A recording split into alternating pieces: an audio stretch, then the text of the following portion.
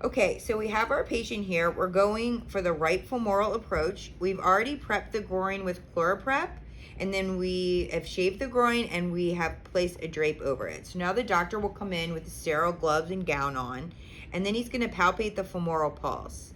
He's looking for that pulse to see kind of where our axis is. Remember, the inguinal ligament is here. We want to go 3 centimeters down when we do the injection. We're not going to inject the lidocaine where the femoral pulse is, but we want to get a landmark of what area we're in. Okay, so once he's found that pulse, we're going to take the lidocaine syringe that's filled with lidocaine, and then we're going to use the one with the smaller needle first, just to go on the top layer, okay? So they're going to go in the same general area, but not to stick the lidocaine in the artery. So it's going to make several injections of lidocaine onto the subcutaneous area, right on the surface area. Usually wait about a minute or two after the first lidocaine injection for it to numb the top layer of the skin. The next thing they're going to do is use a bigger needle in order to get a little bit deeper into the skin, and then inject lidocaine in the same area. We numb the surface area so that it's not as painful sticking that bigger needle in with the lidocaine.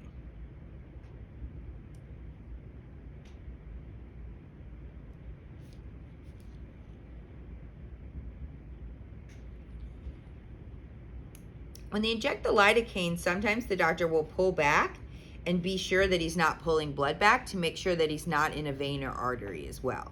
So you'll actually not fill the syringe all the way up. You'll fill it about halfway up, and then he will pull back, make sure that he's not into the artery or vein, and then inject that lidocaine, especially when we do the deeper stick. The surface stick is not as important to do that because we're not near that area.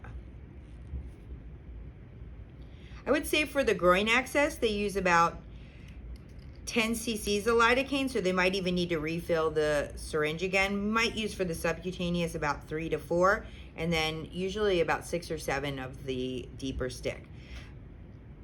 For the radial, you actually only use about 2 to 3, so it's a lot less because it's a smaller area and you don't have to go as deep. Okay, so we would wait after the second dose of lidocaine into the groin. We would wait at least 3 minutes, 3 to 5, but usually they're kind of impatient and they go a little bit shorter. So let's say we've waited the 5 minutes. So the next thing we're going to do is, again, he's going to palpate that pulse. And then let's say our inguinal ligament's here. He's going to go about 3 fingers down, maybe 2 to 3. And then he's going to feel for the pulse. And then we're going to have him take the needle, and then he's going to do our needle stick.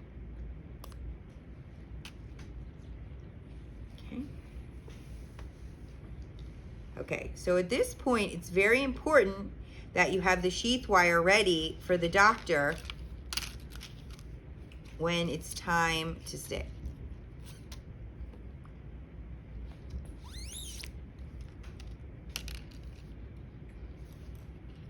Oh, don't stop it. Okay. Okay, can you come hand it to me? Okay, come over here. All right, so you're gonna have the wire ready for the doctor. Just hold it like this. Yeah. Okay, and then he's going to stick. Now, he's not always gonna hit it right away, but we're gonna really try. He's gonna really feel where that pulse is, and then remember, he's going to stick, and it's gonna be bevel up. We'll show you in class, but there's a bevel on the needle, and I'll show you in the PowerPoint coming up. And you want bevel up, and then he's gonna hold it at a 30-degree angle. Okay, and then he's gonna stick. And then we know that he's in the vessel when there's blood coming out. It's really important to have that sheath wire ready, because as soon as the blood is coming up, we need to stick the wire in, just like this. We're gonna use this dilator, which is at the end of the wire, to straighten out the J, and I'm gonna show you the wires up close in a little bit. To straighten out the J, and then we're gonna put the wire in. We're gonna take the dilator off, and then once the wire's in, we're gonna take the needle off. It's important that you put that in a sharps container. I'll show you what that looks like when you're done. We actually usually also flush it at the same time in case we need to use it again. Okay. So now you have the wire. This will stop a lot of the blood flow in the vessel, but there will be some oozing out. So the doctor will usually hold this wire right here. Let me make sure you can see the end of the wire. Okay, so then you're gonna have your sheath.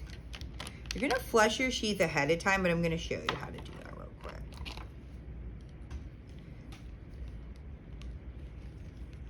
Okay, you're going to flush the sheath just to make sure there's no debris or anything in there. You're gonna flush the dilator. We're gonna practice this a lot in 221. You're gonna take the dilator, and then these are the sheath parts that we discussed. So you have the dilator, and then you're going to put it into the sheath. Now you probably do this ahead of time, not while the wire is hanging there, but I wanna show you it up close. And then you're gonna hear a click. Okay, and then you're gonna feed the sheath and dilator on. The reason for the dilator is because it's tapered at the bottom. We're not gonna leave that part in the body, but you need that to insert it easily into the groin, okay? And it's hydrophilic, which means when it hits that blood and gets wet, then it will be slippery and easy to go in. This is remember we talked about last week, this is really the only painful part of the procedure. When you stick the lidocaine needle in, it hurts a little bit, but sometimes there's some pressure when you put the sheath in. So it's important to be gentle when you're inserting it. Okay, so we're gonna put the sheath over the wire, and you can see the back of the wire comes out of the sheath, okay? And you're gonna push it in. Remember, you do a gentle rotating motion, not all the way around, just twist it a little bit and push it in. And you need to tell your patient, you're gonna feel a little bit of pressure right now. You want them to be prepared because this is the point where they could vasovagal and have their blood pressure drop if it's causing pain.